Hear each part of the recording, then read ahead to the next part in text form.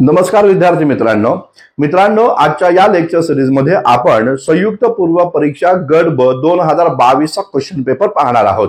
लक्षात घ्या, आतापर्यंत तुम्हाला एक गोष्ट लक्षात आली असेल की या लेक्चर सिरीजचा खूप जास्त फायदा तुम्हाला या ठिकाणी होतोय, कारण लेक्चर सिरीज मध्ये तुम्हाला प्रिव्हियस इयर क्वेश्चन आयोगाची या ठिकाणी पाहायला मिळतात. त्याचं रिव्हिजन या ठिकाणी होतं आणि तो प्रश्न ज्या टॉपिकवर या ठिकाणी विचारलेला आहे तो संपूर्ण टॉपिक मी इथं तुम्हाला रिवाइज या ठिकाणी करून देतो. लक्षात घ्या, वर्षभर तुम्ही इतिहास या विषयाचा अभ्यास केला असेल, जरूर केला असेल, परंतु या प्रकारच्या शेवटच्या टप्प्यामध्ये ही लेक्चर सिरीज तुम्हाला इतिहास या विषयामध्ये 13 ते 14 मार्क मिळवून देणारी ठरणार आहे, निर्णायक ठरणार आहे, हे या ठिकाणी लक्षात घ्या. आणि त्यामुळं सर्व विद्यार्थ्यांना परवडेल असं केवळ 10 रुपयामध्ये ही लेक्चर सिरीज मी उपलब्ध करून दिली आहे. विद्यार्थ्यांनी सांगितलं की सर आम्हाला नोट्स पण द्या, तर मग त्या संदर्भामध्ये मी एकूण 32 फाइल्स 32 PDF तुम्हाला या लेक्चर सिरीज मध्ये उपलब्ध करून दिलेत. म्हणजे 10 रुपयामध्ये 14 पेक्षा जास्त लेक्चर आणि 32 तुम्हाला या ठिकाणी PDF नोट्स तुम्हाला दिल्या गेलेल्या आहेत, हे लक्षात घ्या.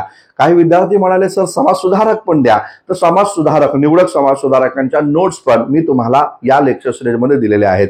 याचा फायदा जरूर उचला. तुमच्या मित्रांना पण सांगा की 10 रुपयामध्ये काय मिळतं भाऊ, तर 10 रुपयामध्ये इथं भरपूर काय मिळतंय, इथं ये आणि 10 पेक्षा जास्त मार्क इतिहास या विषयामध्ये घेऊन जा. तर सुरू करूया आजचं अत्यंत महत्वाचं सेशन. आता पहा मित्रांनो, इथं आपल्याला या ठिकाणी पाहायला भेटतं एक प्रश्न विचारला नारायण मेघाजी लोखंडे यांच्या संदर्भामध्ये. प्रश्न काय आहे तो आधी नीट पाहून घेऊ आणि त्यानंतर याचं एक्सप्लेनेशन पाहूया. नारायण मेघाजी लोखंडे यांच्या संदर्भात कोणती विधानं बरोबर आहेत, अशा प्रकारचा प्रश्न इथं आहे. पाहायला भेटतं कामगार चळवळीचे जनक. यस, तर नारायण मेघाजी लोखंडे यांना कामगार चळवळीचे जनक म्हणतात, एकदम बरोबर आहे. सर्वात महत्वाचा मुद्दा आहे की यांना कामगार चळवळीचे जनक का बरं म्हटलं जातं, तर यामागचं कारण आहे, हे ती पहिली व्यक्ती आहे ज्यांनी भारतातील कामगारांना संघटित केलं आणि त्यांचं एक पहिलं संघटन त्यांनी उभं केलं. साहजिकच त्या संघटनेचं नाव सन 1884 ला स्थापन झालेली ही संघटना, त्या संघटनेचं नाव बॉम्बे मिल हँड असोसिएशन, अर्थातच याचं मराठीमध्ये मुंबई गिरणी कामगार संघ असं या ठिकाणी होतं. तर या प्रकारचं हे महत्वाचं संघटन नारायण मेघाजी लोखंडे सुरू करतायत असं एकंदरीत दिसतं. आपल्याला कदाचित हा मुद्दा माहिती असावा की 1880 ला नारायण मेघाजी लोखंडे दीनबंधू या वर्तमानपत्राचं संपादकत्व स्वीकारतात आणि या दीनबंधूच्या माध्यमातून कामगारांच्या समस्या ते या ठिकाणी या वृत्तपत्रातून मांडताना एकंदरीत दिसून येतं. आता दीनबंधू हे वर्तमानपत्र वास्तविकता सुरू केलं होतं कृष्णाजी भालेकर यांनी, जे महात्मा ज्योतिराव फुल्यांचे अत्यंत जवळचे सहकारी होते आणि त्यांच्या सांगण्यावरनं सन 1874 ला महात्मा फुल्यांनी मुंबईमध्ये सत्यशोधक समाजाची शाखा सुरू केली होती. लक्षात घ्या, 1877 ला हे सत्यशोधक समाजाचं मुखपत्र दीनबंधू सुरू झालं, मात्र पैशाअभावी ते बंद पडलं. मग 1880 ला पुन्हा फुल्यांच्या परवानगीनुसार या ठिकाणी हे वर्तमानपत्र सुरू करण्यात आलं. नारायण मेघाजी लोखंडे यांनी मुंबई प्रांतातनं हे वर्तमानपत्र सुरू केलं आणि त्यामध्ये कामगारांच्या समस्या मांडलेल्या आहेत असं एकंदरीत दिसतं. आता हा मुद्दा समजून घ्या की भारतातलं पहिलं वर्तमानपत्र आहे का दीनबंधू ज्यांनी कामगारांच्या समस्या मांडल्या, तर नाही. तर आपल्याला हे लक्षात ठेवणं गरजेचं आहे, ते म्हणजे भारत श्रमजीवी पत्रिका. तर भारत श्रमजीवी पत्रिका मित्रांनो, हे ते पहिलं वर्तमानपत्र आहे की जे वर्तमानपत्रानं कामगारांच्या समस्या मांडल्या. सन 1874 ला हे वर्तमानपत्र बंगाल प्रांतामध्ये सुरू झालं आणि सुरू करणारे शशीपत बॅनर्जी होते, हे या ठिकाणी लक्षात घ्या. तर शशीपत बॅनर्जी ब्राह्म चळवळीतून पुढे आलेले समाज सुधारक ज्यांनी या ठिकाणी हे वर्तमानपत्र सुरू केलेलं आहे, भारत श्रमजीवी पत्रिका, हे लक्षात घ्या. दुसरा मुद्दा असा आहे की हे शशीपत बॅनर्जी यांनी महिलांच्या संदर्भात एक नियतकालिक सुरू केलं आणि हे नियतकालिक भारतातील पहिलं नियतकालिक आहे ज्यांनी महिलांच्या समस्या मांडल्या. ते वर्तमानपत्र म्हणजे अंतपूर, हे पण या ठिकाणी लक्षात घ्या. तर अंतपूर महिलांसाठी काम करणारं नियतकालिक आणि भारत श्रमजीवी पत्रिका ते म्हणजे या ठिकाणी कामगारांसाठी किंवा कामगारांचे प्रश्न मांडणारं पहिलं वर्तमानपत्र हे शशीपत बॅनर्जींच्या माध्यमातून पुढे आलेलं आहे असं एकंदरीत दिसून येतं. तर हा मुद्दा आपण या ठिकाणी लक्षात घ्या.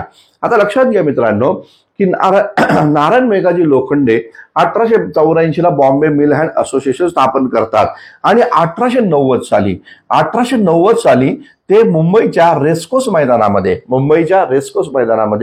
10,000 कामगारांची सभा आयोजित करतात आणि या सभेमध्ये इंग्रजांपुढे कामगारांसाठी काही महत्वपूर्ण मागण्या ते या ठिकाणी ठेवतात. त्यातली प्रमुख मागणी होती कामगारांना साप्ताहिक सुट्टी या ठिकाणी द्या आणि ती सुट्टी रविवारच्या दिवशी असली पाहिजे. दुसरा महत्वपूर्ण मुद्दा होता कामगारांना काम करते वेळी या ठिकाणी भोजनासाठी मधली सुट्टी या ठिकाणी द्यावी.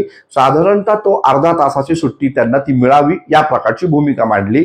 आणि तिसरी महत्वपूर्ण मागणी मांडली कामगारांचा वेतन हा नियमितपणे व्हावा आणि दर महिन्याच्या 15 तारखेला या प्रकारचा कामगारांचं वेतन या ठिकाणी झालं पाहिजे.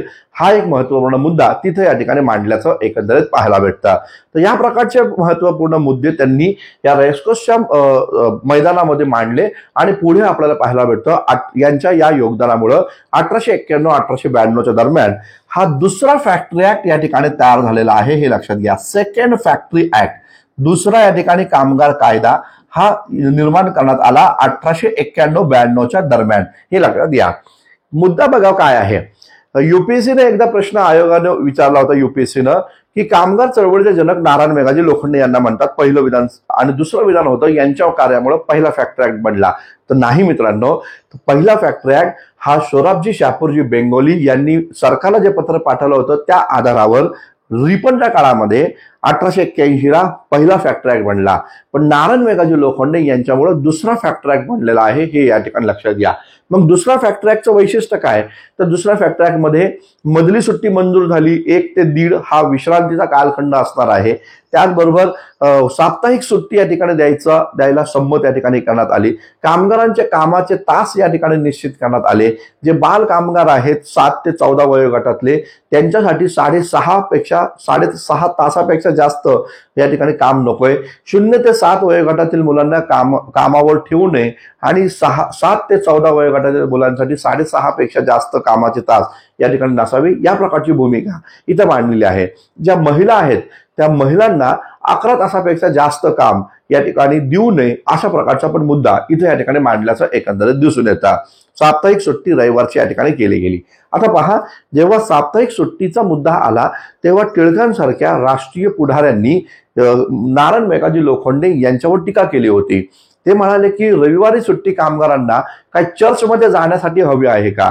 तेव्हा याचं क्लिअरिफिकेशन नारायण मेघाजी लोखंडे यांनी दिलं की नाही, आम्हाला चर्चमध्ये जाण्यासाठी नव्हे तर खंडोबाचा वार रविवार असतो म्हणून मग त्या दिवशी आम्हाला सुट्टी असली पाहिजे. ही भूमिका नारायण मेघाजी लोखंडे इथे या ठिकाणी मांडताना एकंदरीत दिसून येतं. तर या प्रकारचा मुद्दा आपण या ठिकाणी लक्षात ठेवा. तिसरं सेंटेन्स आहे ब्रिटिश सरकारनं त्यांचा राव बहादूर या किताबानं सन्मानित केलं. आता पहा, राव बहादूर हा किताब नारायण मेघाजी लोखंडे यांना जो मिळाला तो 1895ला मिळालेला आहे. हे लक्षात घ्या. 1895 सालीच आणखीन एक महत्वपूर्ण पुढारी आहे, आणखी एक महत्वपूर्ण व्यक्ती आहे. नाव त्यांचं आहे जोगळेकर. जोगळेकर जे आहे जोगळेकर जे आहे तर हे जोगळेकर यांना पण या प्रकारचा किताब मिळालेला होता. हे लक्षात घ्या. आता पाहायला भेटतं जोगळेकर हे सरकारी नोकरदार होते आणि सरकारी नोकरीमध्ये चांगलं कामगिरी केल्यामुळं त्यांना इंग्रज सरकारनं राव बहादूर या पदवीनं सन्मानित केलं. तर नारायण मेघाजी लोखंडे यांना सन्मानित करण्यामागचं कारण मुंबईमध्ये हिंदू मुस्लिमांच्या दंगली झाल्या होत्या 1893ला. तर त्या दंगली शमवण्यासाठी नारायण मेघाजी लोखंडे यांनी विशेष कामगिरी या ठिकाणी केलेली होती असं एकंदरीत दिसतं. आणि म्हणून मग समाजामध्ये समेट घडवून आणणं, समाजामध्ये सलोखा निर्माण करणं, भाईचारा निर्माण करणं, हे या दंगली होऊ नये यासाठी प्रयत्न करणं, या कामामुळं नारायण मेघाजी लोखंडे यांना राव बहादूर या किताबानं सन्मानित केलेला आहे. हा मुद्दा आपण या ठिकाणी लक्षात ठेवा. तर या प्रकारचा मुद्दा या ठिकाणी आपल्याला पाहायला भेटेल. आता पहा, जेव्हा या दोघांना राव बहादूर या पदवीनं सन्मानित केलं जोगळेकर आणि नारायण मेघाजी लोखंडे, तेव्हा टिळकांनी मात्र नारायण मेघाजी लोखंडे यांना दिलेला राव बहादूर या किताबावर टीका केली. केसरीमध्ये लिहिलं गेलं की मागासलेल्या जातीचे लोक इंग्रजांच्या पुढे पुढे करतात आणि इंग्रजांना देखील मागासलेल्या लोकांचे लाड पुरवायचे आणि म्हणून मग नारायण मेघाजी लोखंडे यांची कर्तबगारी शून्य असतानाही केवळ जातीमुळे यांना या प्रकारचा किताब या ठिकाणी मिळालेला आहे अशी टीका केसरीमधनं झालेली आहे असं एकंदर दिसतं. आणि जोगळेकरांचा मोठा गौरव हा या ठिकाणी टिळकांनी केलेला होता हे पण या ठिकाणी लक्षात घ्या. तर हे सर्व तिन्ही सेंटेन्स या ठिकाणी बरोबर आहे. आता मुद्दा आहे महाराष्ट्र लेबर युनियन. तर लक्षात घ्या, महाराष्ट्र लेबर युनियन काय नारायण मेघाजी लोखंडे यांनी सुरू केलेली आहे असं आपल्याला पाहायला भेटत नाही. म्हणजे आपल्याला हे लक्षात आलं पाहिजे की महाराष्ट्र लेबर युनियन हे नारायण मेघाजी लोखंडे यांचं संघटन नाही. मग मला सांगा, महाराष्ट्र लेबर युनियन कोणाचं संघटन आहे? तर आपल्याला पाहायला भेटतं दत्ता सामंत. कामगार लीडर एक अत्यंत महत्वपूर्ण स्वतंत्र महाराष्ट्रामध्ये किंवा स्वतंत्र भारतामध्ये महाराष्ट्रामध्ये एक महत्वपूर्ण लीडर कामगारांचे होऊन गेले, ज्यांचं नाव आहे दत्ता सामंत. यांनी महाराष्ट्र गिरणी लेबर युनियनची स्थापना केलेली आहे. महाराष्ट्र गिरणी लेबर युनियनची स्थापना दत्ता सामंताच्या माध्यमातून झाल्याचं एकंदर दिसतं. आता या संदर्भामध्ये एक महत्वाचा मुद्दा असा आहे की जसं महाराष्ट्र लेबर युनियन दिलंय तसं बॉम्बे लेबर युनियन पण होतं. मग बॉम्बे लेबर युनियन कुणी स्थापन केलं? तर लक्षात घ्या, ते 1926 साली स्थापन झालं नारायण मल्हार जोशी यांच्या माध्यमातून. ठीक आहे, तर नारायण मल्हार जोशी यांच्या माध्यमातून या ठिकाणी 1926 ला बॉम्बे लेबर युनियन स्थापन झालेलं आहे. हे या ठिकाणी लक्षात घ्या. महाराष्ट्रातलं हे पहिलं कामगारांचं नोंदणीकृत संघटन होतं. महाराष्ट्रातलं कामगारांचं पहिलं नोंदणीकृत संघटन कोणतं? तर बॉम्बे लेबर युनियन, जे नारायण मल्हार जोशीने सुरू केला. मग जर प्रश्न आला भारतातलं पहिलं कामगारांचं नोंदणीकृत संघटन कोणतं? तर मग आहे ते मद्रास लेबर युनियन, जे या ठिकाणी बीपी वाडिया यांनी सुरू केलेलं होतं. मला वाटतं 1918 ला ते या ठिकाणी सुरू केलेलं होतं असं एकंदर दिसतं. नारायण इथं नम जोशी जर आम्ही पाहिलं किंवा नारायण मल्हार जोशी जर आम्ही पाहिलं तर हे नारायण मल्हार जोशी आपल्याला माहिती आहे इंटरनॅशनल लेबर ऑर्गनायझेशन 1919 ला स्थापन झाली. तर त्याच्या वतीनं जे अधिवेशन वॉशिंग्टनला झालं तर त्या अधिवेशनाचे पहिले भारतीय सदस्य किंवा कामगारांसाठी काम करणारे पहिले प्रतिनिधी म्हणून त्या इंटरनॅशनल लेबर ऑर्गनायझेशन मध्ये सरकारनं कोणाची नियुक्ती केली? तर या NM जोशी यांची नियुक्ती केलेली आहे. हा मुद्दा आपण या ठिकाणी लक्षात घ्या. नारायण मल्हार जोशी यांनी तिन्ही राऊंड टेबल कॉन्फरन्समध्ये कामगारांच्या बाजूनं या ठिकाणी प्रतिनिधित्व केलं होतं. हा पण मुद्दा आपण या ठिकाणी लक्षात असू द्या. तर या संदर्भामध्ये आपल्याला पाहायला भेटतं की अ ब क हे याचं राईट आन्सर या ठिकाणी आहे आणि हा संपूर्ण मुद्दा आपण इथे या ठिकाणी समजून घेतला. मागच्या लेक्चरमध्ये आपण कामगार हितवर्धक सभा पण पाहिली. कामगार हितवर्धक सभा सत्यशोधक चळवळीच्या लोकांनी उभी केलेली होती. 1910 ला मुंबई प्रांतात ही स्थापन झाली. त्यामध्ये हरिश्चंद्र तालचरकर, भिवाची नरे आणि त्याचबरोबर CK बोले हे आपण पाहिलं होतं. आणि 1911 ला सोशल सर्व्हिस लीग स्थापन करण्यात आली. ते पण 3 लोकांनी केली. एक म्हणजे नारायण मल्हार जोशी, दुसरे म्हणजे नरेश अप्पाजी द्रविड आणि तिसरे म्हणजे गोपाळराव देवधर. 1911 ला सोशल सर्व्हिस लीग हे या ठिकाणी लक्षात घ्या. तर या प्रकारच्या महत्वाच्या संघटना आपण या ठिकाणी पाहणं गरजेचं आहे आणि या संदर्भामध्ये आयोग या ठिकाणी प्रश्न विचारू शकतो हे लक्षात घ्या. आता पाहायला भेटतं की पहिला फॅक्टर ऍक्ट व्यवस्थित मागे पण गेला. आता दुसऱ्या फॅक्टर ऍक्ट बद्दल मी बोललो. तिसरा फॅक्टर ऍक्ट जो आहे तो तिसरा फॅक्टर ऍक्ट 1911 ला बनला. तर तिसऱ्या फॅक्टर ऍक्ट मध्ये स्त्रियांच्या रात्रपाळीवर निर्बंध आलेले आहेत. म्हणजे स्त्रियांना रात्रपाळीवर ठेवू नये अशा प्रकारची भूमिका ही या ठिकाणी तिसऱ्या फॅक्टर ऍक्ट मध्ये स्पष्टपणे करण्यात आल्याचं एकंदरीत या ठिकाणी दिसून येतं. हा मुद्दा या ठिकाणी लक्षात घ्या. आणि मग जेव्हा 1948 ला देश स्वतंत्र झाला जेव्हा फॅक्टर ऍक्ट या ठिकाणी बनला तर त्या फॅक्टर ऍक्ट मध्ये साप्ताहिक सुट्टी तर होतीच, परंतु या ठिकाणी कामगारांचे कामाचे तास हे 8 तास या ठिकाणी निश्चित करण्यात आले. म्हणजे संपूर्ण आठवड्यामध्ये त्यांना 6 दिवस कामाला जायचं आहे आणि तिथे या ठिकाणी 48 तास त्यांना काम करायचं आहे. 6 गुणिले 8 48 एवढी कामं त्यांना या ठिकाणी करायची. 48 तासापेक्षा जास्त काम जर कामगारांनी केलं तर त्यांना ओव्हर टाइम या ठिकाणी द्यावा लागायचा असं एकंदरीत पाहायला भेटतं. तर तो 1948 चा फॅक्टर ऍक्ट स्वतंत्र भारतातला पहिला कायदा हा आपल्याला पाहायला भेटतो. तर कामगार चळवळ खूप इम्पॉर्टंट आहे मित्रांनो. त्या संदर्भात व्यवस्थितरित्या या ठिकाणी पाहून घ्या. चलो नेक्स्ट मुद्दा आपण या ठिकाणी पाहूया. पहा आता लक्षात घ्या, जोड्या जुळवा. आता क्रांतिकारी चळवळीवर विचारायला सुरुवात झाली बरं का. ट्रेन आहे बघा क्रांतिकारी चळवळीवर विचारतात आता सातत्यानं. तर आपल्याला या ठिकाणी क्रांतिकारी चळवळी काय प्रश्न आहेत ते नीट समजून घ्या. जोड्या जुळवा. रँड आयर्सचा खून कोणी केला? एकदम बरोबर आहे. रँडचा खून या ठिकाणी चाफेकर बंधूने या ठिकाणी केला. परंतु लक्षात घ्या, चाफेकर बंधू 3 होते, 3 जण बंधू होते. तिघांनीच रँडची हत्या केली का? तर नाही. तर कोण होते चाफेकर बंधूंमध्ये? 2 बंधू या ठिकाणी आपल्याला पाहायला भेटतात. नीट समजून घ्या. एक आहे दामोदर चाफेकर, ठीक आहे, दामोदर चाफेकर, आणि दुसरं या ठिकाणी आहे बाळकृष्ण चाफेकर. तर बाळकृष्ण चाफेकर आणि दामोदर चाफेकर यांनी या ठिकाणी रॅन आणि आयर्सची हत्या या ठिकाणी केली.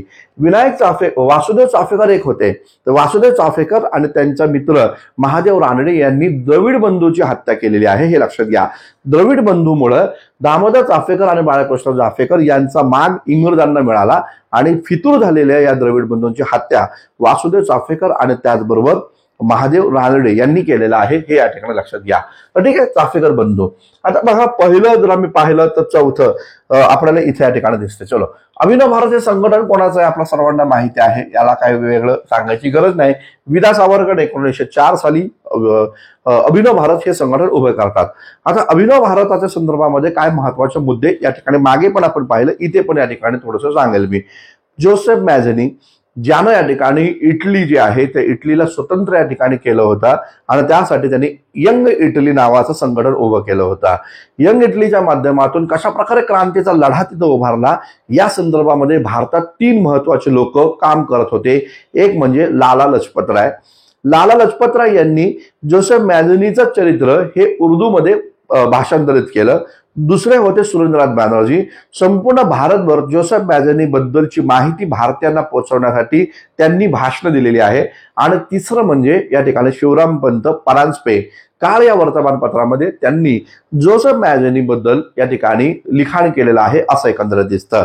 या तिघांचा प्रभाव विदा सावरकरांकडे वर होता आणि या विदा सावरकर या तिघांनी जे जोसेफ मॅझनी बद्दल जे महत्वपूर्ण भूमिका मांडली होती किंवा त्यांच्या या तिघांमुळे विदा सावरकरांना जोसेफ मॅझनी समजले. आणि त्यानंतर मग जेव्हा इंडिया हाऊसमध्ये विदा सावरकर जातात तेव्हा इंडिया हाऊसमध्ये त्यांनी 1907च्या दरम्यान त्यांनी या ठिकाणी या प्रकारच्या जोसेफ मॅझनीचं चरित्र मराठीमध्ये भाषांतरित केलं, हे या ठिकाणी लक्षात असू द्या. तर हा मुद्दा आपण या ठिकाणी पाहूया. त्याचबरोबर जॅक्सनची हत्या केली. जॅक्सनची हत्या म्हणजे आहे तो नाशिक षड्यंत्र केस. नाशिक षड्यंत्र केस जे आहे ते अनंत लक्ष्मण कान्हरे यांनी या ठिकाणी केलेली आहे. आपल्याला माहिती आहे अनंत कान्हरे आहेत, देशपांडे आहेत, कर्वे आहेत, ठीक आहे. तर या प्रकारची लोक म्हणजे कान्हरे, देशपांडे आणि कर्वे हे 3 नावं लक्षात ठेवा, ज्यांनी या ठिकाणी जॅक्सनची हत्या या ठिकाणी केली. आता हा मुद्दा पण लक्षात असला पाहिजे. जॅक्सन जो होता तो त्या जॅक्सनची हत्या जी झाली तर जॅक्सन एक नाटक पाहण्यासाठी आला होता. त्या नाटकाचं नाव आहे शारदा संगीत. शारदा संगीत हे नाटक कोणी लिहिलं तर गोविंद बल्लाळ देवल यांनी लिहिलं.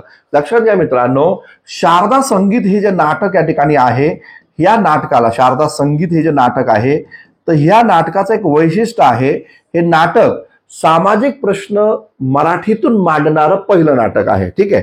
म्हणजे या नाटकानं मराठी भाषेतून सामाजिक प्रश्न मांडलेला आहे, हे लक्षात घ्या. जर प्रश्न असा विचारला की सामाजिक प्रश्न मांडणारं भारतातलं पहिलं नाटक कोणतं, तर ते आपल्या सर्वांना माहिती आहे नीलदर्पण. नीलदर्पण तर दीनबंधू मित्र यांच्या माध्यमातून 1860ला नीलदर्पण जे आहे हे नाटक प्रकाशित झालेलं आहे, असं एकंदरीत या ठिकाणी दिसून येतं. निळीच्या कामगारांच्या समस्या त्यामध्ये मांडलेल्या आहेत. तर मराठीतलं सामाजिक समस्या मांडणारं नाटक ते म्हणजे शारदा संगीत आहे. हे गोविंद बल्लाळ देवल यांनी लिहिलं. आणि लक्षात घ्या, यामध्ये शारदा जे मुलीचं पात्र आहे हे 3 पुरुषांनी बजावलेलं आहे. यामध्ये बालगंधर्व नारायण श्रीपाद राजहंस असं त्यांचं पूर्ण नाव आहे. टिळकानेच त्यांना बालगंधर्वची उपाधी दिली.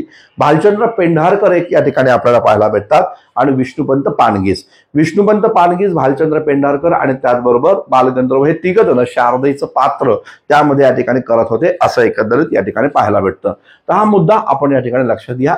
जॅक्सन खटल्यामध्ये सावरकरांवर पण 25 वर्षाचं दोषारोप किंवा आरोपपत्र या ठिकाणी ठेवलं गेलं आणि त्यांना 25 वर्षाची शिक्षा जॅक्सन खटल्यामध्ये झाल्याचं एकंदर दिसतं.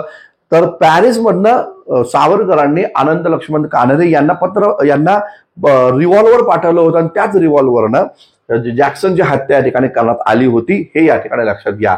कर्जन वाहिनीची हत्या आपल्या सर्वांना माहिती आहे. मदनलाल धिंगरा, या मदनलाल धिंगराने जो इंडिया हाऊसचा सदस्य होता त्या मदनलाल धिंगरानं कर्जन वाहिनीची हत्या केलेली आहे, हे या ठिकाणी लक्षात असू द्या. कर्जन वाहिनी कोण होता हा पण मुद्दा लक्षात घ्या. तर भारत मंत्री मोर्ले जो होता, मोर्ले मिंटो होते बघा, मोर्ले भारत मंत्री आणि मिंटो व्हाईसरॉय होता. तर मोर्ले जो आहे ना, तर त्या मोर्लेचा राजकीय सल्लागार हा कर्झन वायली होता. कर्झन वायलीला मारण्यासाठी मदनलाल भिंगरा जेव्हा पुढे आला, तेव्हा त्याचं प्राण वाचवण्यासाठी कावास लालकोका कावास लालकोका नावाचा एक पारशी डॉक्टर त्याचं प्राण वाचवण्यासाठी आला. तेव्हा मदनलाल धिंगरानं या कावास लालकोकाला पहिल्यांदा मारलं आणि त्यानंतर कर्झन वायलीची हत्या या ठिकाणी केली. हे लक्षात घ्या. आता पहा, इंडिया हाऊस, श्यामजी कृष्ण वर्मा यांनी हे इंडिया हाऊस उभारलं. आता इथं पाहायला भेटतं, या इंडिया हाऊसचं एक संघटन होतं, इंडिया हाऊसचं संघटन. त्या संघटनेचं नाव काय, तर इंडियन होम रूल सोसायटी. आयोग प्रश्न विचारेल, नीट केअरफुली पाहून घ्या. इंडिया होम रूल सोसायटीची स्थापना कोणी केली किंवा इंडियन होम रूल सोसायटीची स्थापना कोणी केली, असा जेव्हा प्रश्न येईल तेव्हा लक्षात घ्या, श्यामजी कृष्ण वर्मा हे त्याचं राईट आन्सर आहे. इंडियन होम रूल सोसायटी हे त्यांनी स्थापन केलं. ते जी इमारत घेतली होती त्या इमारतीवर हे संघटन होतं आणि त्या इमारतीलाच इंडिया हाऊस म्हटलं गेलं. आणि लक्षात घ्या, सोशिओलॉजिस्ट हे मुखपत्र होतं इंडिया होम रूल सोसायटीचं. म्हणजे इंडिया हाऊसचं मुखपत्र काय, सोशिओलॉजिस्ट. जे कोण सुरू करत होतं, तर पाहायला भेटतं आपले श्यामजी कृष्ण वर्मा. हे या ठिकाणी लक्षात घ्या. आपल्याला माहिती आहे की दरवर्षी भारतातनं 6 विद्यार्थींना लंडनमध्ये बोलवायचं, त्यांना उच्च शिक्षणासाठी स्कॉलरशिप द्यायची. स्कॉलरशिपचं नाव शिवाजी स्कॉलरशिप होतं. आणि अशा प्रकारे विदा सावरकरांना पण ती शिवाजी स्कॉलरशिप या ठिकाणी मिळाली होती आणि ती तिथं इंडिया हाऊसमध्ये सहभागी झाले होते, असं एकंदरीत पाहायला भेटतं. तर हे मुद्दे आपण या ठिकाणी लक्षात घ्या. इंडिया हाऊसची पॅरिसमध्ये एक शाखा होती, ज्याचं नाव होतं पॅरिस नॅशनल असोसिएशन किंवा पॅरिस नॅशनल सोसायटी.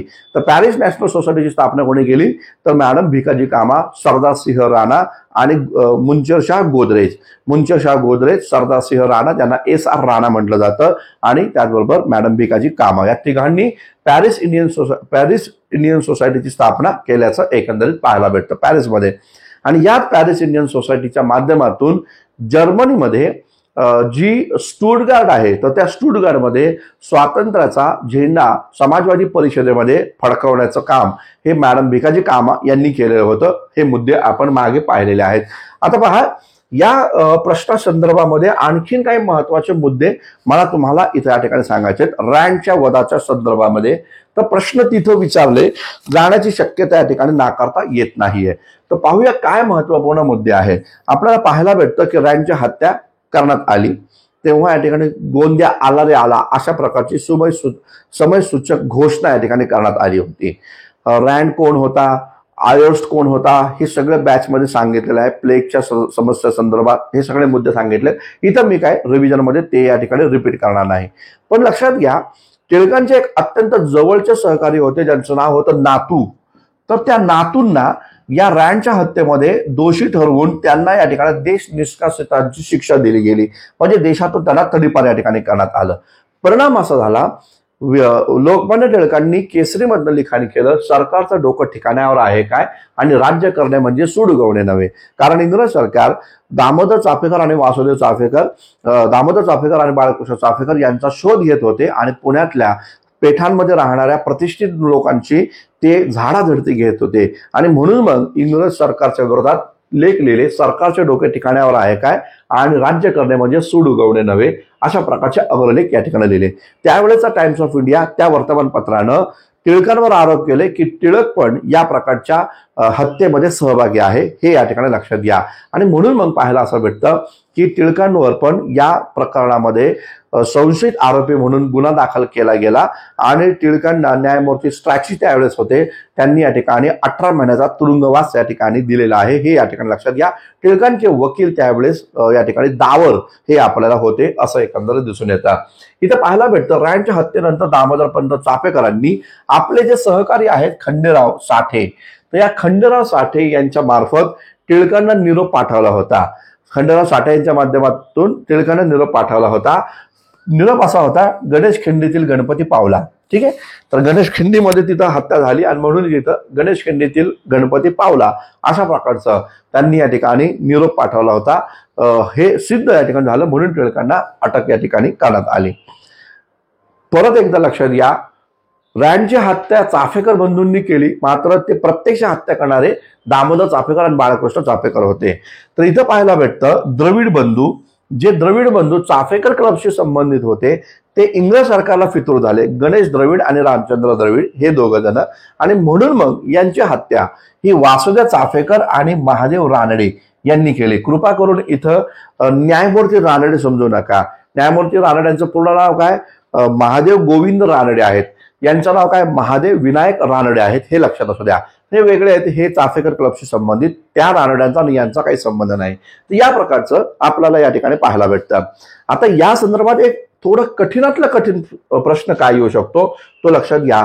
फाशीचा क्रम येऊ शकतो, की यांना फाशी जी झाली तर ती कोणत्या क्रमानं झालेली आहे. तर एका दिवशी सर्वांना झाली का, जसं भगतसिंग, राजगुरू, सुखदेवला झाली तशी झाली का, तर नाही. तर यांचा क्रम काय फाशीचा तो आपण लक्षात ठेवणं गरजेचं आहे. पहिली फाशी दामोदर चाफेकरांना झाली. कधी झाली? 18 एप्रिल सन 1898 झाली. 18 एप्रिल सन 1898 दामोदर चाफेकरला फाशी झाली. त्यानंतर वासुदेव चाफेकर ज्यांनी द्रविड बंधूची हत्या केली होती त्यांना या ठिकाणी फाशी झाली. कधी झाली? 8 मे 1899 झाली. त्यानंतर द्रविड बंधूच्या खटल्यामधलेच एक महत्वपूर्ण आहे ते म्हणजे महादेव रानडे यांना 2 दिवसानंतर लगेचच फाशी झाली, म्हणजे 10 मे 1899. आणि तिसरा मुद्दा जो आहे तो म्हणजे बाळकृष्ण चाफेकर. या बाळकृष्ण चाफेकर यांना 12 मे सन 1899 या ठिकाणी फाशी झालेली आहे, जे रँडच्या हत्येमध्ये आरोपी होते. हे या ठिकाणी लक्षात घ्या. तर या प्रकारच्या फाशीचा क्रम लक्षात ठेवायचा. दामोदर चाफेकर, वासुदेव चाफेकर, महादेव रानडे आणि बाळकृष्ण चाफेकर. तर हा मुद्दा आपण या ठिकाणी पाहणं खूप जास्त मित्रांनो या ठिकाणी आवश्यक आहे. बघा, प्रश्न कसाही येऊ द्या, तयारी आपली सर्वांगाने असली पाहिजे, आणि जेणेकरून आपल्याला आयोगाच्या पेपरमध्ये योग्य पद्धतीने उत्तर विदिन सेकंडमध्ये या ठिकाणी देता आलं पाहिजे. म्हणून मग हे यांचा फाशीचा क्रम पण लक्षात ठेवणं गरजेचं या ठिकाणी आहे. आता त्यांना फाशीची शिक्षा झाली किंवा ते अटकेत गेल्यानंतर काय प्रतिक्रिया उमटल्या, 11वीच्या पुस्तकातून या प्रतिक्रिया घेतलेल्या आहेत. तर काय, कोल्हापूरच्या अंबाबाई मंदिरामध्ये एक पत्रक सापडलं. कुठं पत्रक सापडलं असा प्रश्न विचारला जाऊ शकतो. तर कोल्हापूरच्या अंबाबाई मंदिरावर एक पत्रक पाहायला मिळालं. तरुणांना जागे व्हा, तुम्ही शस्त्र हातात घ्या, ज्यांनी टिळकांना अटक केली त्यांच्या विरोधात ती वापरा. टिळकांच्या संदर्भात अंबाबाईच्या मंदिरावर भित्तीपत्रक पाहायला भेटली. चाफेकर क्लबशी संबंधित होते दामू अण्णा भिडे यांनी रँडच्या हत्येनंतर ते वऱ्हाड प्रांतामध्ये गेले आणि वऱ्हाड प्रांतामध्ये तिथं तरुणांना वैचारिक आणि शस्त्रास्त्राचे प्रशिक्षण दिलेलं आहे असं एकंदर दिसतं. यदी फडकेंच्या पुस्तकामध्ये यांचं नाव आपल्याला पाहायला भेटतं, मारुती गणेश भोसले. खूप इम्पॉर्टंट आहे. तर मारुती गणेश भोसले यांनी टिळकांना 1908 साली जेव्हा टिळकांना अटक झाली होती, मारुती गणेश भोसले टिळकांना 1908ला अटक झाली होती, कारण टिळकांनी केसरीमध्ये या ठिकाणी लेख लिहिले होते, बॉम्ब क्रांतिकारकांचं प्रवेशद्वार, देशाचं दुर्दैव, हा एक त्यांचा या ठिकाणी अग्रलेख या ठिकाणी होता. तर त्या संदर्भामध्ये टिळकांना इथे या ठिकाणी अटक करण्यात आलेली होती.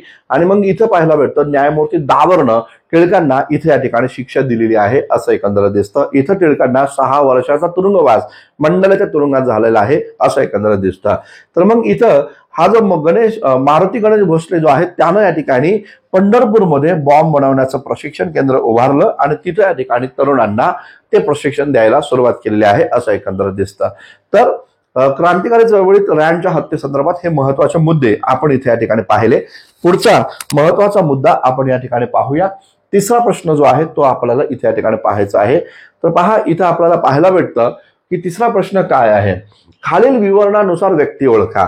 आता अशा प्रकारचे प्रश्न विचारले जातात आणि लक्षात घ्या मित्रांनो, जेव्हा असे प्रश्न असतात तेव्हा घाबरायचं काही कारण नाही.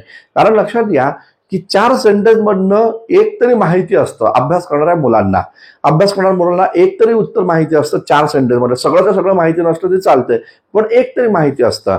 तर मग आपल्याला इथं त्यावरनं ती व्यक्ती या ठिकाणी ओळखता येऊ शकते. तर मराठीतील पहिले पत्रकार जेव्हा तुम्ही पाहता तेव्हा तुमच्यासमोर डायरेक्ट येतं बाळशास्त्री जांभेकरांचं नाव. पहिले मराठी पत्रकार, दर्पण वर्तमानपत्र 1832ला 6 जानेवारीला सुरू केलेलं आहे.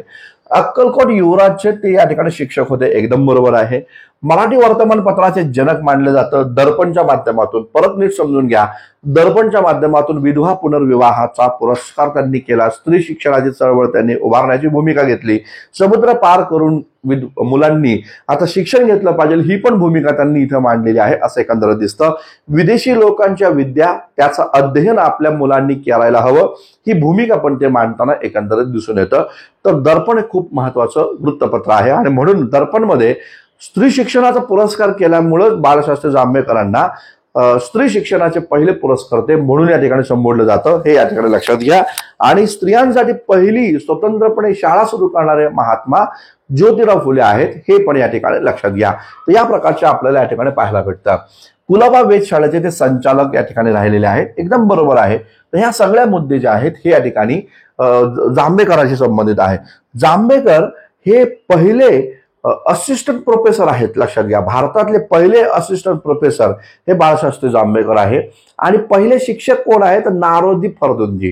ठीक आहे, नारोजी फर्दुंजी यांच्याबद्दल आपण बोललेलो आहे.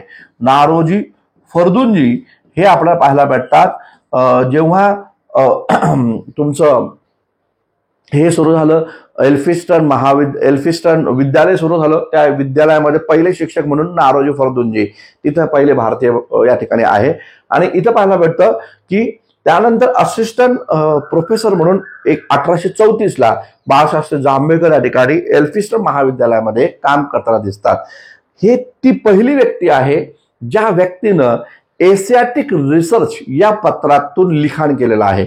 एशियाटिक रिसर्च हे पत्र हे रॉयल एशियाटिक सोसायटीचं मुखपत्र मानलं जातं, ज्यामध्ये भारतीय इतिहासाच्या संदर्भामध्ये संशोधनात्मक लेख लिहिले जातात. तर ही ती पहिली व्यक्ती आहे ज्यांनी या प्रकारचे लेख लिहिलेले आहेत हे या ठिकाणी लक्षात असू द्या. या प्रकारचा मुद्दा आपल्याला या ठिकाणी पाहणं खूप गरजेचं आहे.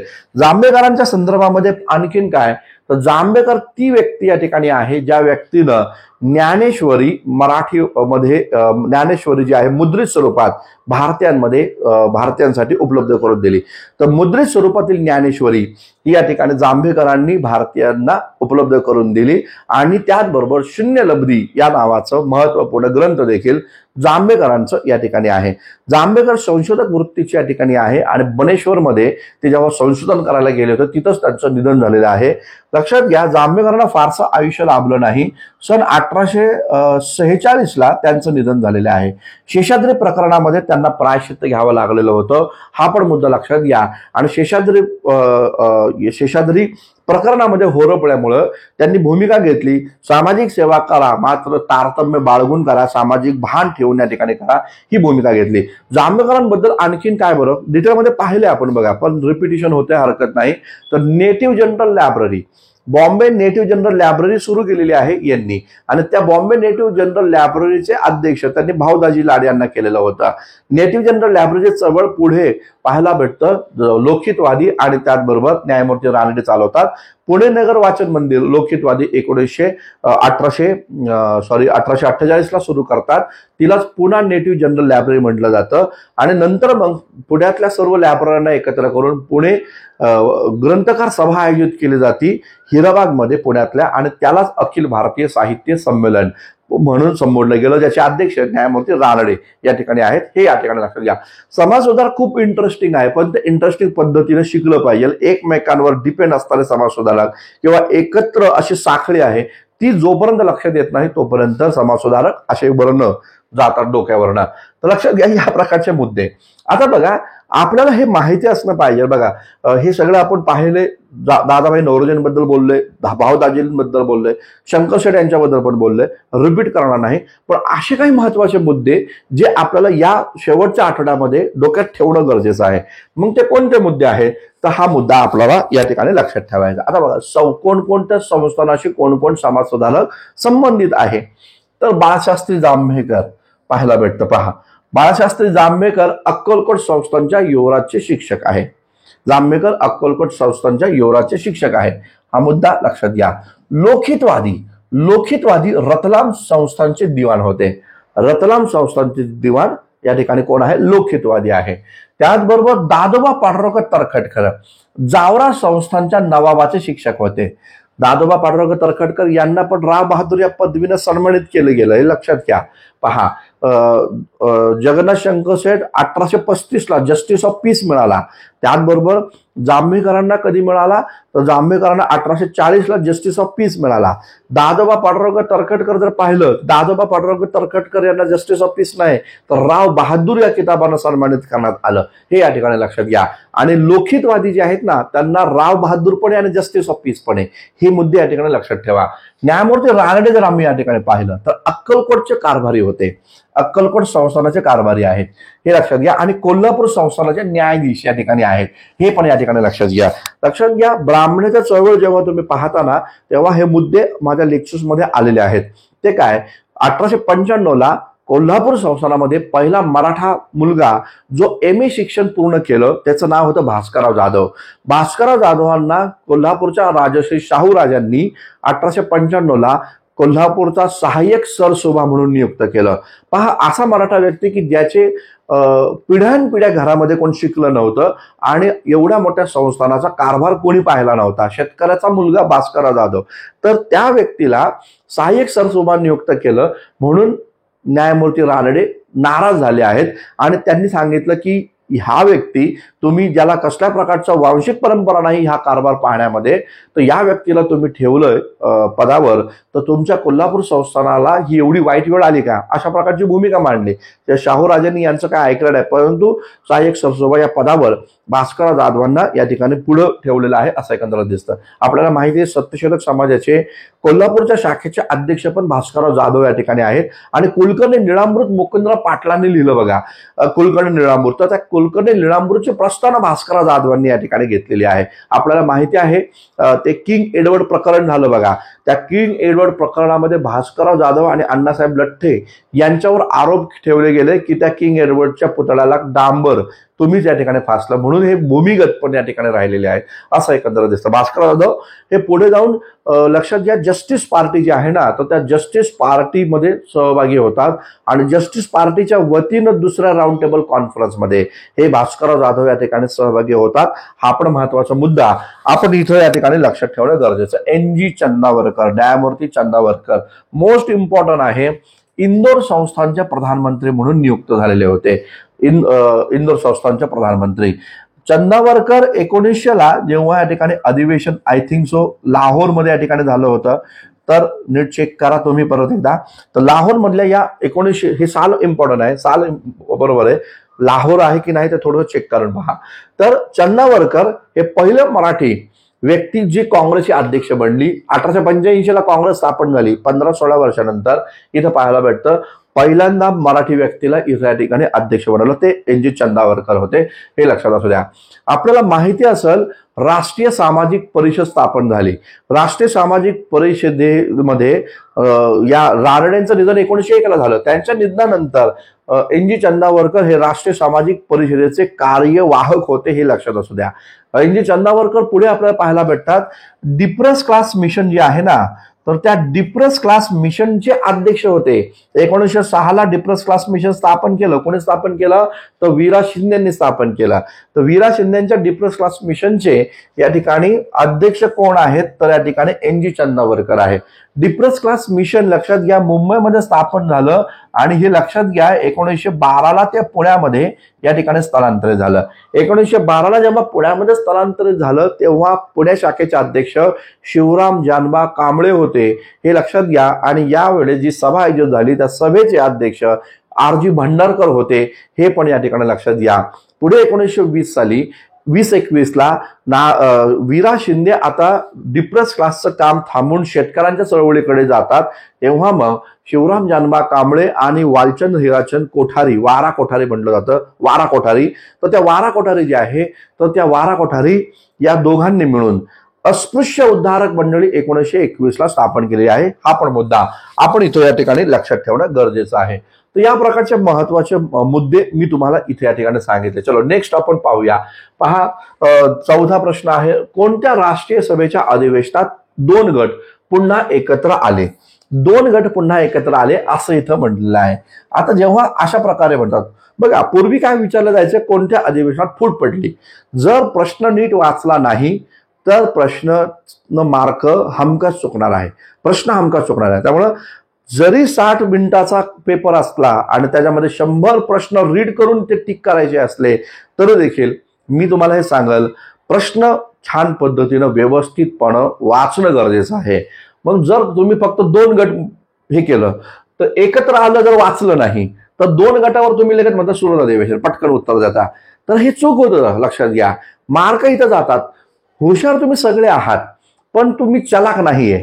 परीक्षा हुशार लोकांची नाहीये, चलाक असणाऱ्या लोकांची आहे. चॅप्टर म्हणतो आपण त्यामध्ये, चॅप्टरपणा करायचा. चॅप्टरपणा काय तर गट, कोणते 2 गट पुन्हा एकत्र आले. चॅप्टर लोक काय करतात, पहिल्यांदा त्यांना उत्तर माहिती नसतं, अभ्यास पण करत नाही, पण प्रश्न व्यवस्थित वाचतात आणि लॉजिक नुसार तो प्रश्न सॉल्व्ह करतात. तर पहा, सुरत अधिवेशनामध्ये फूट पडलेली आहे. 1960च्या सुरत अधिवेशन याच्यामध्ये फूट पडलेली आहे. तर 2 गट पडले. कोणते? एक म्हणजे जहाल आणि दुसरं मवाळ. अशा प्रकारचं 1960च्या सुरत अधिवेशनामध्ये फूट पडली.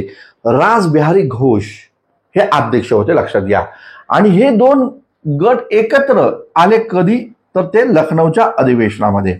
लखनौच्या अधिवेशनामध्ये ते गट एकत्र आलेले आहेत. तर हे याचं राईट आन्सर, लखनौ अधिवेशनामध्ये हे एकत्र आलेले आहेत असं एकंदरीत दिसून येतं. 1916ला हे लखनौ अधिवेशन या ठिकाणी झालं, ज्यामध्ये काँग्रेस, होम रूल लीग त्याचबरोबर ऑल इंडिया मुस्लिम लीग एकत्र आलेले आहे. आणि इथं पाहायला भेटतं 1915च्या मुंबई प्रांताच्या अधिवेशनात, नीट समजून घ्या, 1915च्या मुंबई प्रांताच्या अधिवेशनात कोण होते अध्यक्ष त्यावेळेस? तर अध्यक्ष होते SP सिन्हा. तर त्या अधिवेशनामध्ये काँग्रेसने हा ठराव मान्य केला की जहालांना आता आम्ही या ठिकाणी काँग्रेसमध्ये सहभागी करून घेतो. तर 1915च्या मुंबईच्या अधिवेशनात जहालांना काँग्रेसमध्ये एंट्री मिळाली. पण 2 गट एकत्र कुठे आले सर्वप्रथम? तर लखनौ अधिवेशनात. या अधिवेशनाचे अध्यक्ष कोण होतं त्यावर प्रश्न विचारला जाऊ शकतो. अंबिका चरण मुजुमदार, AC मुजुमदार हे या अधिवेशनाचे अध्यक्ष होते. आणि या अधिवेशनामध्ये एक प्रस्ताव सादर केला ज्याला लखनौ प्रस्ताव या नावाने संबोधलं जातं. हा लखनौ प्रस्तावाचा मसुदा लोकमान्य टिळक आणि बॅरिस्टर मोहम्मद अली जिना यांनी केला होता. त्या दोघांच्या सह्या आपल्याला तिथं या ठिकाणी पाहायला भेटतात. ज्यामध्ये काय होतं तर ज्यामध्ये त्यांनी जी मागणी पूर्वी नामदार गोखलेंनी मांडली होती, डॉमिनंट स्टेट, ती मागणी इथं मांडली गेलेली आहे. हे लक्षात घ्या, भारताला डॉमिनंट स्टेटचा दर्जा द्या, त्याचबरोबर निम्म्यापेक्षा जास्त सदस्य भारत मंत्र्याच्या काउन्सिलमध्ये या ठिकाणी असू द्या, भारतीय सदस्य. तिसरा मुद्दा होता की मुख्यतः आपल्याला हे पाहायला भेटतं की या लखनौ कराराचं वैशिष्ट्य असं की काँग्रेसनं मुस्लिम लीगच्या स्वतंत्र मतदारसंघाला बिनशर्त पाठिंबा दिला आणि मुस्लिम लीगनं पण स्वराज्याच्या अधिकाराला, काँग्रेस जे म्हणत होतं की स्वराज्य आम्हाला मिळवायचं, त्याला यांनी पाठिंबा दिला होता, स्वशासनाच्या अधिकाराला पाठिंबा दिला होता. हे या ठिकाणी लक्षात घ्या. तर लखनौ कराराच्या वेळेसच सरोजिनी नायडूनं पाहायला भेटतं या स्टेजवरनं बॅरिस्टर मोहम्मद अली जिना यांचा उल्लेख या ठिकाणी हिंदू मुस्लिमांच्या ऐक्याचे दुवा म्हणून केल्याचं एकंदरीत या ठिकाणी पाहायला भेटतं. लखनौ करार मोस्ट इम्पॉर्टंट आहे, हे या ठिकाणी लक्षात घ्या. पुढे पाहायला भेटतं फैजपूर अधिवेशन. फैजपूर अधिवेशन 1936 सालचं अधिवेशन आहे. आता या अधिवेशन हे कुठं झालं? जळगाव मधल्या फैजपूरमध्ये झालं. हे 50वे अधिवेशन होतं, हे लक्षात घ्या. आणि या 50व्या अधिवेशनाचे अध्यक्ष हे पंडित जवाहरलाल नेहरू आहेत, हे पण मुद्दा या ठिकाणी लक्षात घ्या. तर या अधिवेशन जर आपण फैजपूर अधिवेशन जर पाहिलं तर हे ग्रामीण भागातलं भरवलेलं पहिलं अधिवेशन होतं, हे या ठिकाणी लक्षात घ्या. ग्रामीण भागातलं पहिलं अधिवेशन इथं या ठिकाणी मशाल ध्वज मोर्चा इथं या ठिकाणी काढण्यात आलेला होता.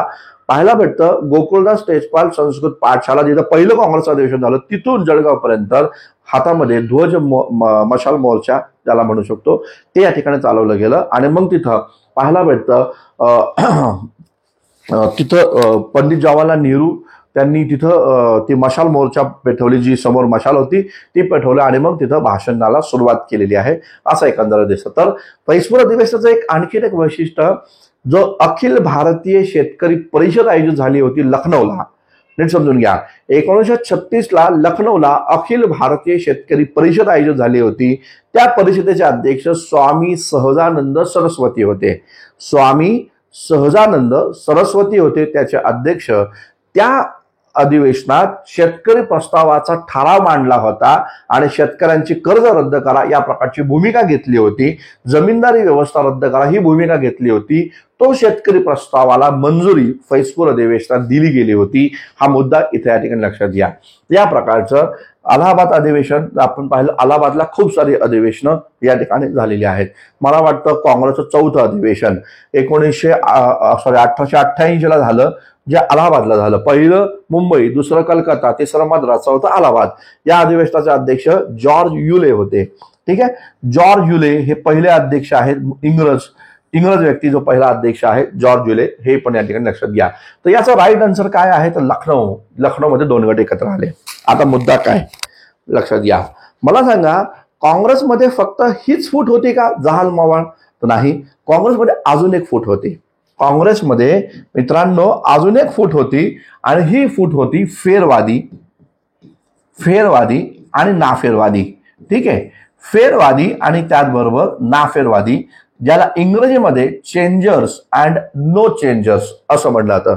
चेंजर्स, फेरवादी. ही फूट कधी पडली तर लक्षात घ्या, 1922च्या काँग्रेसचं अधिवेशन जेव्हा गयामध्ये झालं त्या अधिवेशनात ही फूट पडली. कोणती? ही फेरवादी नाफेरवादी. या अधिवेशनाचे अध्यक्ष चित्तरंजन दास होते. CR दास या ठिकाणी आहेत, हे लक्षात घ्या. आता इथं काय भूमिका आहे, फेरवादी काय कशाला म्हटलं जातं तर गांधीजींच्या मूळ भूमिकेला ज्यांनी विरोध केला, कायदेमंडळावर बहिष्कार टाकण्याच्या, आणि ज्याला या कायदेमंडळावर बहिष्कार टाकण्याच्या भूमिकेला विरोध केला, या भूमिकेला मध्ये बदल करून आपण 1923 साली होणाऱ्या निवडणुका लढवल्या पाहिजेत, ही भूमिका ज्यांनी मांडली ते आहे फेरवादी. तर गांधींच्या मूळ भूमिकेला जे चिकटून राहिले, कायदेमंडळावर बहिष्कार टाका, ही भूमिका ज्यांनी घेतली ते आहे नाफेरवादी, नो चेंजर्स. फेरवादीमध्ये कोण? चित्तरंजन दास. फेरवादीमध्ये कोण? मोतीलाल नेहरू. फेरवादीमध्ये कोण? सुभाषचंद्र बोस. फेरवादीमध्ये कोण? विठ्ठलभाई पटेल, सरदार वल्लभभाई पटेलांचे मोठे बंधू विठ्ठलभाई पटेल फेरवादीमध्ये. त्याचबरोबर M.A. अन्सारी इथं या ठिकाणी आहे. M.A. अन्सारी, हकीम अजमल खान हे या ठिकाणी फेरवादीमध्ये आहे. टिळकांचे सहकारी जे असहकार चळवळीमध्ये सहभागी होते ते केवळ काँग्रेसच्या प्रतिष्ठेमुळे सहभागी होते, त्यांना असहकार चळवळ मान्य नव्हती, असे लोक नचिकेळकर. त्याचबरोबर पंडित मदन मोहन मालवीय, बॅरिस्टर M.R. जयकर, हे सगळे फेरवादीमध्ये आहे. नाफेरवादीमध्ये कोण? गांधींचे कट्टर मित्र, मग त्यामध्ये शिष्य म्हणूया मित्र म्हणण्यापेक्षा, त्यामध्ये पंडित जवाहरलाल नेहरू, डॉक्टर राजेंद्र प्रसाद, पट्टाभी सीतारामय्या, श्री राजगोपालचारी, ही सगळी मंडळी, सरदार वल्लभभाई पटेल, ही सगळी मंडळी या ठिकाणी नाफेरवादीमध्ये आहे. मग या दोघांमध्ये पण समट घडला का? 100% घडला. मग तो कधी घडला तर 1923च्या दिल्ली अधिवेशनात.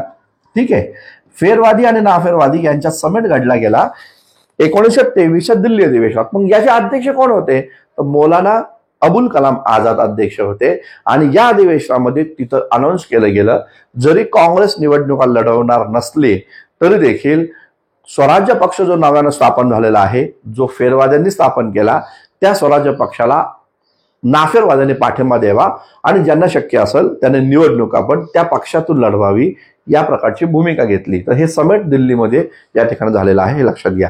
1923ला कोकीवाडामध्ये पण अधिवेशन झालं. त्याचे अध्यक्ष कोण होते?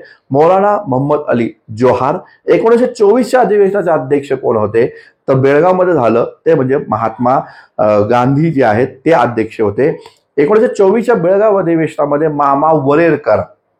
मामा वरेरकर यांचं तुरुंगाच्या दारात या नावाचा नाटकाचा प्रयोग झाला.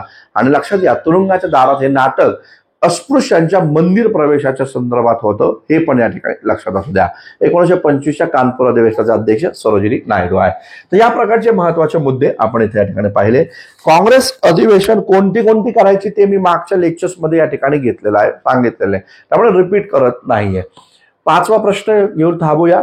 आपले माहिती आहे तुम्हाला 5 प्रश्नांचं एक लेक्चर असणार आहे तासभराचं, म्हणजे 2022चा गट क चा पेपर, त्याच्यामध्ये आपण 3 लेक्चर करणार आहोत 1-1 तासाचे. हे करा व्यवस्थितरित्या, भरपूर मार्क मिळतील बघा तुम्हाला.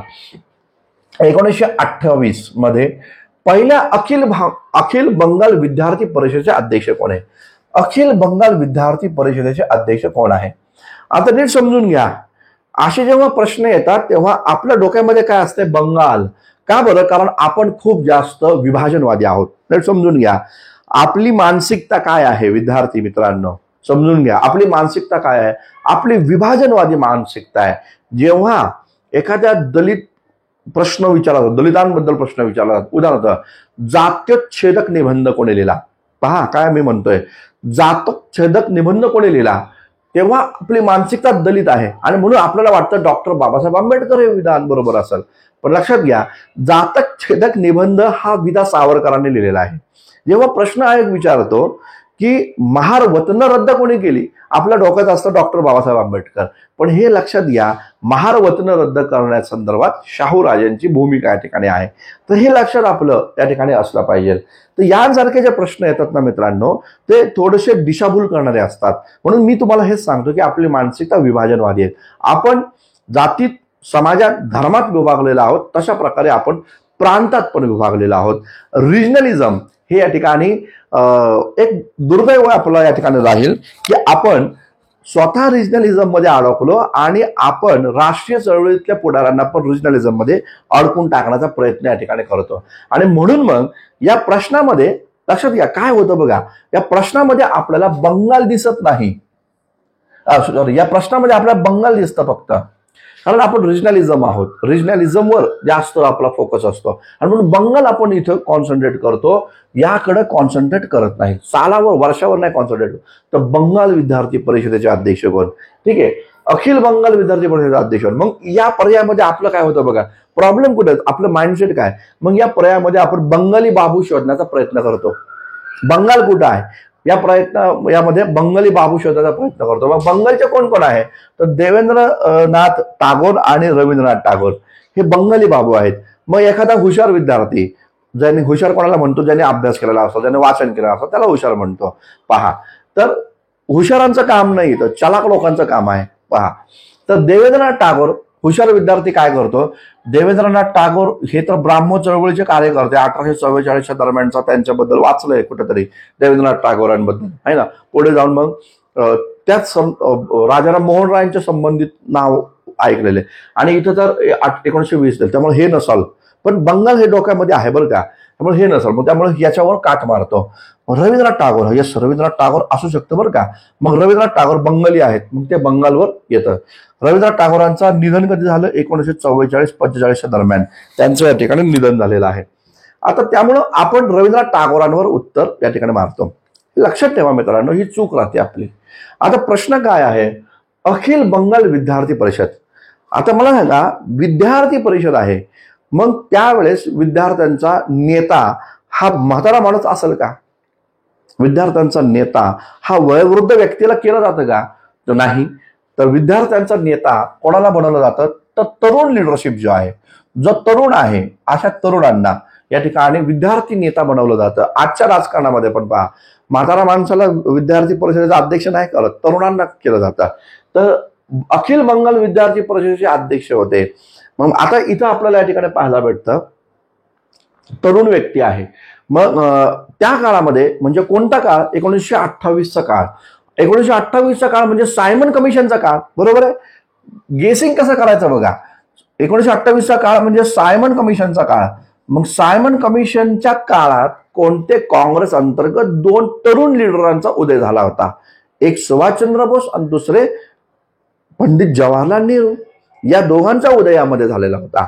पर्यायामध्ये आपल्याला आपलं सुदैव माना की पर्यायामध्ये आपल्याला सुभाषचंद्र बोस दिलं नाही, तर दिलेलं काय आहे, पंडित नेहरू. हे लक्षात घ्या. सुभाषचंद्र बोस जर दिला असता तर आणखीन जास्त प्रॉब्लेम झाला असता. आणि म्हणून मग मोजकं माहिती असणं तर गरजेचं आहे, पण जरी माहित नसलं तरी गेसिंग करता आलं पाहिजे. तर ते म्हणजे या ठिकाणी पंडित जवाहरलाल नेहरू हे याचं राईट आन्सर आहे, हे या ठिकाणी लक्षात घ्या.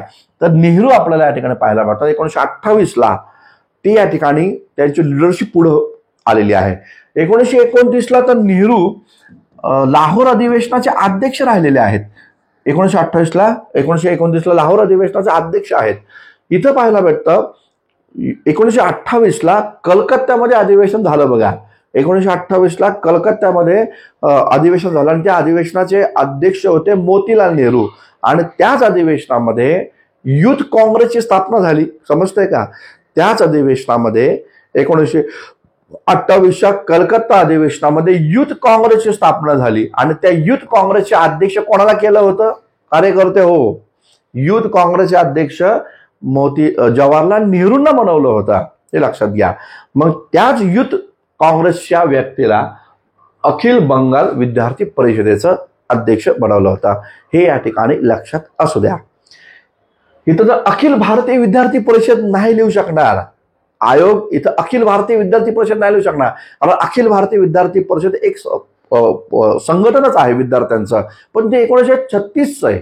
1936चं मिनू मसानी, अशोक मेहता यांच्या माध्यमातून ते संघटन उभं राहिलं. मिनू मसानी, अशोक मेहता यांच्या माध्यमातून 1936ला अखिल भारतीय विद्यार्थी परिषद, ज्याला आपण एबीव्हीपी या ठिकाणी म्हणतो, परंतु ते वेगळं इथं बंगाल आयोगानं टाकून तुम्हाला अडचणीत आणण्याचा प्रयत्न केला. तर अखिल बंगाल विद्यार्थी परिषद, आयोगाला माहिती आहे विद्यार्थी काय विचार करतात, आणि म्हणून मग अशा प्रकारचे फसवे प्रश्न इतिहास या विषयावर नव्हे तर अन्य घटकांवर पण असतात, तिथं फसता कामा नये. तीच कसोटी आहे तुमची, लक्षात घ्या. जयप्रकाश नारायण समाजवादी लीडर आहे आणि त्यांचा खऱ्या अर्थानं जर आपण राजकारणातला उदय जर आम्ही पाहिला तर तो खऱ्या अर्थानं उदय 1934 पासून आहे. 1934ला जयप्रकाश नारायण काँग्रेस समाजवादी पक्ष स्थापन करतात. जयप्रकाश नारायण, आचार्य मिनू मसानी, नरेंद्र देव यांच्या माध्यमातून, जयप्रकाश नारायण, नरेंद्र देव आणि मिनू मसानी या तिघांनी काँग्रेस समाजवादी पक्ष स्थापन केलं. व्हाय सोशलिझम या नावाचं पत्र जयप्रकाश नारायण जेपीने चालवलं होतं. व्हाय सोशलिझम, समाजवादच का, ही भूमिका यांनी या ठिकाणी मांडलेली आहे. नंतर मग लोहिया वगैरे वगैरे ते याच्यामध्ये ऍड झाले. जयप्रकाश नारायण 1942च्या क्रांतीच्या आंदोलनामध्ये भारत नेपाळच्या बॉर्डरमधनं छापामार युद्ध या ठिकाणी करत होते, हे पण या ठिकाणी लक्षात घ्या. तर जेपी खूप इम्पॉर्टंट आहे, मोस्ट इम्पॉर्टंट आहे, हे लक्षात घ्या. 42च्या लढ्यामध्ये समाजवादी काँग्रेसनं 42च्या लढ्यात सहभाग घेतला, मात्र साम्यवादी पक्षानं 42च्या चलेजा आंदोलनात सहभाग घेतला नाही, हे लक्षात घ्या. तर या प्रकारचे महत्वाचे मुद्दे इथे लक्षात घ्या. आता आणखीन महत्वाचे काही मुद्दे या ठिकाणी सांगाल मी तुम्हाला, जेणेकरून तुम्हाला याही प्रश्नामध्ये काही कंटेंट या ठिकाणी मिळायला पाहिजे आणि महत्वाचा कंटेंट मिळाला पाहिजे. तर आपल्याला माहिती आहे पंडित जवाहरलाल नेहरू आणि सुभाषचंद्र बोस यांनी याच काळात, सायमन कमिशनच्या काळात, इंडिया इंडिपेंडन्स लीग स्थापन केली होती. या इंडिया इंडिपेंडन्स लीगचा मुख्य उद्देश भारताला या ठिकाणी संपूर्ण स्वातंत्र्याची मागणी करणं, असा या ठिकाणी उद्देश होता. इंडिया इंडिपेंडन्स लीग हे या ठिकाणी सुभाषचंद्र बोस आणि पंडित जवाहरलाल नेहरू यांनी केलं होतं. जे नेहरू रिपोर्ट म्हणतो आपण, नेहरू समिती जी गठीत करण्यात आली इंडियन कॉन्स्टिट्यूशनसाठी 1928ला, तर त्या नेहरू समितीचे अध्यक्ष मोतीलाल नेहरू, तर सेक्रेटरी कोण होते, तर या ठिकाणी पंडित जवाहरलाल नेहरू होते, हे या ठिकाणी लक्षात घ्या. नेहरूंच्या संदर्भामध्ये शक्यता आहे काय, तर शक्यता आहे नेहरूंच्या ग्रंथावर आयोग तुम्हाला प्रश्न या ठिकाणी विचारेल. तर ते ग्रंथ थोडेसे व्यवस्थित पहा. लेटर फ्रॉम त्या ग्रंथाचं नाव जर आपण पाहिलं तर letter from a father for his daughters या प्रकारचा पहा. अ लेटर, ग्रंथ नीट पहा. A letter from a father to his daughter या नावाचं, टू हिज डॉटर, हा एक ग्रंथ. पंडित नेहरू सायमन कमिशनला विरोध करणाऱ्या आंदोलनामध्ये जेव्हा तुरुंगामध्ये या ठिकाणी होते, त्यावेळेस त्यांनी त्यांच्या मुलगी जी आहे इंदिरा गांधी, विदेशामध्ये शिक्षण घेत होत्या, त्यांना पत्र पाठवलेली होती. म्हणजे ती पत्र कधी सेंड केली नाही, पण ती पत्र लिहिली होती. त्याचं नाव a letter from a father to his daughters. तर हे पत्र कधी या ठिकाणी प्रकाशित झाली, कधी लिहिली, प्रकाशित झाली, 1928-29 साली लिहिलेली आहे. तर हा एक महत्वपूर्ण मुद्दा या ठिकाणी लक्षात घ्या. ग्लिम्सेस ऑफ वर्ल्ड हिस्ट्री हा एक महत्वपूर्ण ग्रंथ या ठिकाणी लिहिलेला आहे. ग्लिम्सेस ऑफ वर्ल्ड हिस्ट्री हा ग्रंथ कोणी लिहिला, हा पण एक ग्रंथ आहे. कोणाचा? पंडित जवाहरलाल नेहरू यांचा. अ ग्लिम्सेस ऑफ वर्ल्ड हिस्ट्री. तर हा जो ग्रंथ आपल्याला या ठिकाणी पाहायला भेटतो, हा ग्रंथ 1934च्या दरम्यान या ठिकाणी लिहिलेला आहे, असं एकंदरीत या ठिकाणी पाहायला भेटतं. येस, तर ग्लिम्सेस ऑफ वर्ल्ड हिस्ट्री हा ग्रंथ 1934ला पंडित जवाहरलाल नेहरूंचा या ठिकाणी आहे. अँड ऑटोबायोग्राफी, अँड ऑटोबायोग्राफी हे पंडित नेहरूंचं ऑटोबायोग्राफी हे पंडित जवाहरलाल नेहरूंचं आत्मचरित्र या ठिकाणी आहे. ठीक आहे. तर अँड ऑटोबायोग्राफी हे पंडित जवाहरलाल नेहरूंचं आत्मचरित्र आहे. 1936 साली त्यांनी या ठिकाणी हे महत्वपूर्ण या ठिकाणी आत्मचरित्र लिहिलं, अँड ऑटोबायोग्राफी, हे लक्षात घ्या. आणि त्यानंतर पंडित जवाहरलाल नेहरूंचं डिस्कवरी ऑफ इंडिया हे एक महत्वपूर्ण या ठिकाणी पाहायला भेटतं, जो 1942चा ग्रंथ या ठिकाणी आहे. ठीक आहे. तर असे प्रश्न येऊ शकतात बरं का. तर मी म्हणणार नाही हेच येतील, पण मला असं वाटतं नेहरूंवर तयारी करताना हा एक माहीत नसणारा मुद्दा विद्यार्थ्यांना सांगणं गरजेचं आहे, जेणेकरून एक रिव्हिजन होईल, काही नवीन मुद्दे या ठिकाणी येतील, आणि जर आलाच तर कोणाला जमणार नाही, तुम्हालाच जमल, हे लक्षात घ्या. तर नीट समजून घ्या. नेहरूंचं पत्र a letter from a father to his daughter 1928 साली त्यांनी या ठिकाणी तुरुंगात असताना इंदिरा गांधींसाठी लिहिलेलं आहे. ते पत्र कधीच पाठवले नाही, नंतर ती प्रकाशित झाली. ग्लिम्सेस ऑफ वर्ल्ड हिस्ट्री 1934ला लिहिलेलं आहे, हे पण तुरुंगामध्ये असतानाच लिहिलेलं आहे. त्यानंतर अँड ऑटोबायोग्राफी 1936 साली या ठिकाणी त्यांचं आहे. आणि डिस्कवरी ऑफ इंडिया 1942 ते 45च्या दरम्यान त्यांनी हा महत्वाचा ग्रंथ लिहिल्याचं एकंदरीत दिसून येतं. तर या प्रकारची नेहरूंची महत्वाची ग्रंथ संपदा ती आपण इथे या ठिकाणी पाहिलेली आहे.